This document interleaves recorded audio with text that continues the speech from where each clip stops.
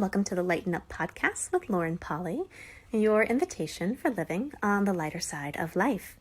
I'm Lauren Polly, and I'm delighted you've chosen to join me today for episode 162, Having Ease with What's Next for You. This is part 3 of a 3-part podcast series I've been doing along the big question, the big life question of what's next. Week number 1, we dove into finding and discovering what's next for you. Last week, we looked at courage and actually how to build courage for what's next for you. And today we're going to talk about a rarely talked about concept along the way of having ease with that.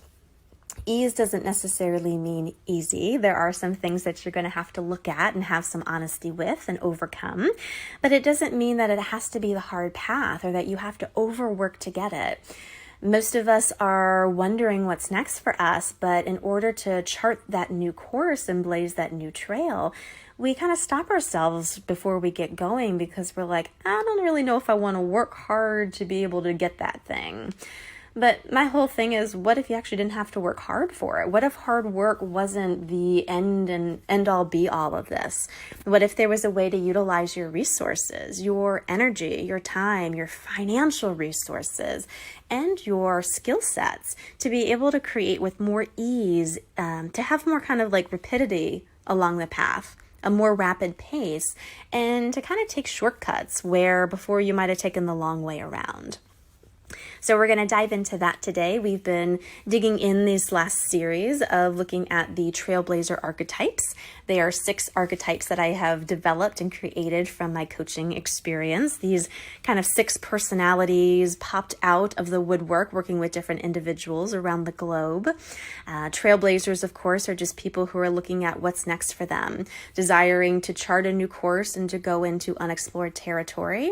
Success on the outside in business and creation and relationships and just your outward living, and also taking that deeper inner journey too, really playing in the fields of possibilities and looking at becoming more fulfilled in yourself and actually having that inner confidence and that radiating joy with how you're living your life. Again, they aren't mutually exclusive. You don't just go out in success or go in with success. There's a combination of both that really lead to more success and fulfillment in the long run. Some of you all will blaze trails and touch people in your lives in your immediate sphere of influences, and some of you will grow your sphere of influences quite dynamically through this work. It doesn't really matter how big you desire to go or what kind of big trail you want to blaze. It is more important that you lean into your curious, exploratory nature and continue to grow and evolve from there. So these 6 archetypes are kind of content and information and clarity making and really kind of playful and fun ways to start looking at where you're functioning from, what your strengths are, and actually how to start putting them to use. Week number 1, we went over the reluctant hero and the Wonder Woman. Last week, we covered the CEO and the misfit. This week, we're going to dive into the dreamer and the underdog. And I love talking about these two with the whole conversation of ease and ease along the path of what's next for you, because both of these archetypes do something kind of interesting with where they put their resources. So again, as we talk, most of you all have one primary archetype. If you're curious of finding where that lies for you, I've created a really fun quiz at laurenpolly.com/quiz. You can go ahead and check that out for a deeper dive into this. And just keep in mind, yes, you have your primary archetype, but again, you as an infinite being, you as this infinite diamond, you have many facets to you. You actually have all of these archetypes at plays. You have all of their strengths and capacities. You also have all of their little hiccups along the way. So as you listen to these two, just see where this may be at play for your living currently and where you're wondering what's next and how can this content and these ahas actually help move you forward with greater ease. So today is all about resources and where you put your resources to create more ease. And again, by resources, I'm talking everything. I'm talking your personal energy, your physical energy, your money, your time, your relationships, your connections, your creative capacities, all of it. All of those things are resources. The first archetype we're going to dive into today is the dreamer. Now, the dreamer, of course, has a superpower, just like all the archetypes do. The dreamer's superpower is possibilities. The dreamer is driven by what is possible. She has a superpower for seeing what others can't, and also seeing what others won't. So sometimes that looks like seeing things that are bright and shiny and big possibilities, and sometimes the seeing what others won't see are kind of more the shadow sides. So what she does, unfortunately, is she's a little bit reactive to that. She sees all these bright, sparkling possibilities, and the only way she really knows to put her resources into creating that is to fly off into dreamland or fantasy land. She gets so lit up by the possibilities that she sees for creation, for relationships. This is a big one if you're a big romantic dreamer, where a lot of her resources that she could use to create with actually go into this fantasy realm. So where does her time go? She floats off to fantasy land in the downtime. Where does her energy go? Yes, it goes off into fantasy land, playing with the possibilities in the ethers. Money sometimes gets spent on things that actually aren't practical or would actually have actionable kind of results coming from it. There's a lot of kind of interesting spots that come up with the dreamer where a lot of her resources feel like they're generating something, feel like they're getting created, but then nothing actually shows up in their life. There's not really a lot of change, and there's not a lot to show for it at the end of the day. So the work with the dreamer, with all of that, really boils down to actually getting present. And a lot of us, what we do when we get present is we think that getting present and being present is this hard focus of just what's in front of us. That's actually not so. When you're present, you're actually present with everything you can be possibly present with. It's how you still feel connected to someone when they live across the country from you. It's how you can have the 5 things that you have to do at work still present in your awareness while you're going your day-to-day stuff at home with your family. Being present with everything and being willing to see everything, again, this is a strength that the dreamer has, actually has a creative capacity to have multiple possibilities at play if they're willing to be present with all of them and start to take action on them as well. So becoming present with the possibilities, also becoming present with the reality that you're in, bridging the gap between fantasy and reality, where you're not floating away to one or contracting into the other. You actually get to hold both in your awareness. As you do that work, as you start moving forward, the ease really comes from being present with all of it and starting to notice where you can bridge the gap. It actually isn't that hard of work if you're willing to be present with what you're aware of, where you would like to go, things that are outside of the box that other people aren't seeing, and also be present with what is showing up in your life and your living. You can start to see how the two can complement each other and how the two can feed each other. The dreamer's default is to really get reactive to the present and float away into dreamland because it's way more fun. That's where the possibilities are. Being able to hone the skill of being present with your life and the elements of your living, and then putting your resources into being present with all that you're aware of, all of the possibilities, and looking for those places to bridge the gap will allow you to move forward with way more ease. The dreamer will put so much of her time and her energy into the fantasy land and then get super frustrated or very judgmental of herself, or to feel like she's actually not aware of what she thinks she's aware of. Doubt creeps in big time because things are never really showing up in her life. It's really the presence conversation, being present in your life and being present with the possibilities, bridging the two, that will bring on the ease of what is possible. If we're only present with what is, we can never really change. And if we're only present with what's possible over here, we're never really going to see the way to bridge the two together in a real way, so that we actually get to have the ability to have those possibilities show up for us in our day-to-day living. That is ease in the making for every aspect of you that is a dreamer.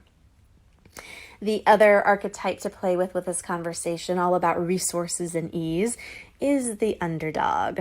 Oh my goodness. The underdog has an amazing superpower of tenacity. I never give in. I never give up. I never quit. I'm going to keep on going.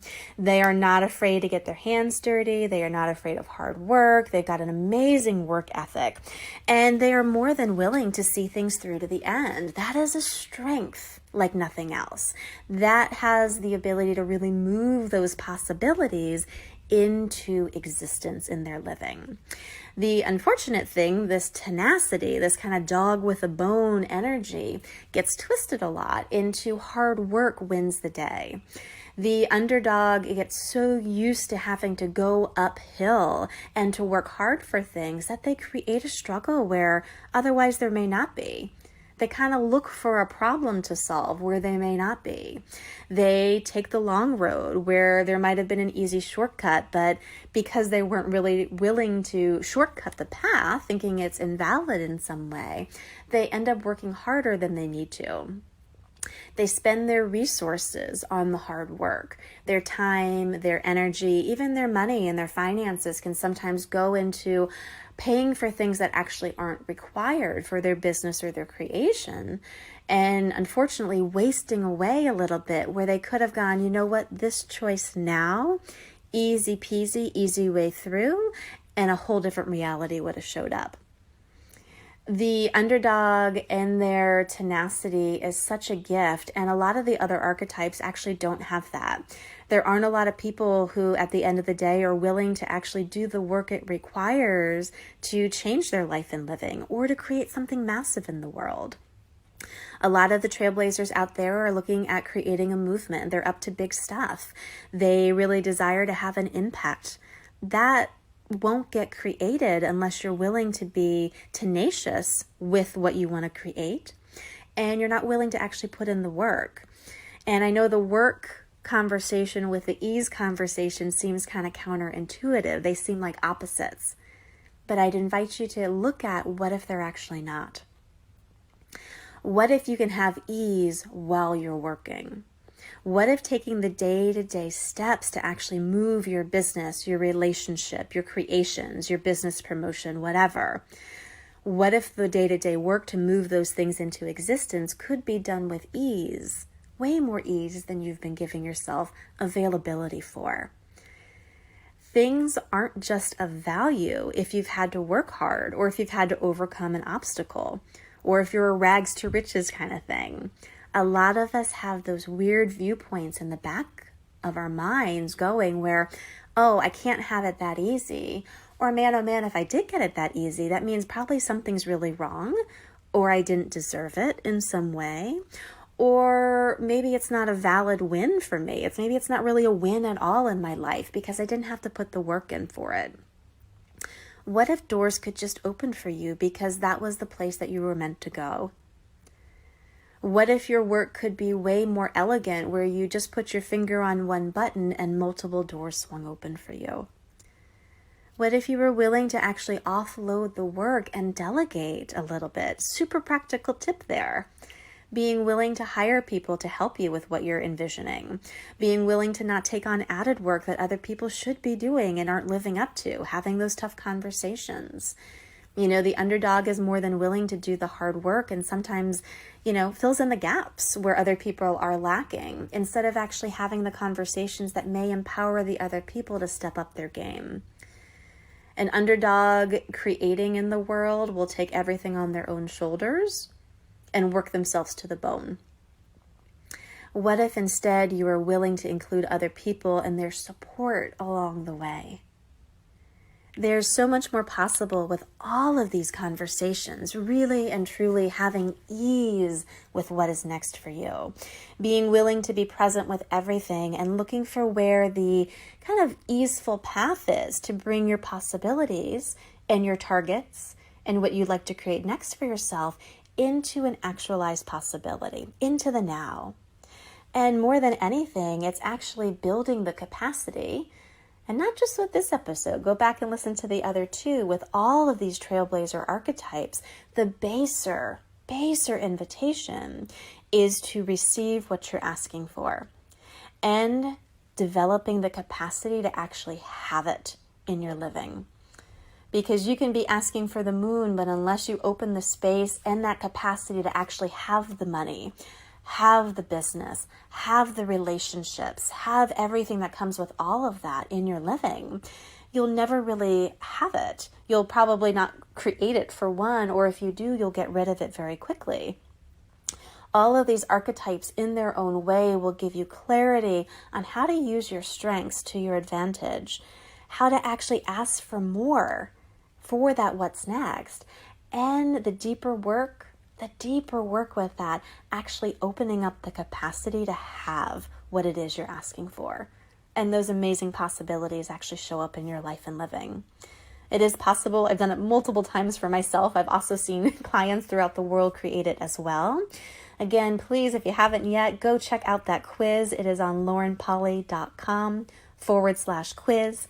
It will give you your primary archetype and lots of goodies that come along with it. Learn where you're functioning from, what your hiccups are, a deeper dive into the experience, and a guided meditation to help actually support your primary archetype as you move along this path of what is next for me. There's always something next. There's always something more. You, as a trailblazer, all you need to do is lean into your innate curiosity and exploration and adventuresome spirit and jump out of the box a bit. Be able and be willing to have the easy path, have the courage to go for it, and just continue to ask for the clarity of what is required along the way. I'm here to support you. You can always reach out at laurenpolly.com. Enjoy the quiz, enjoy this conversation and content, and as always, I will chat with you next Tuesday.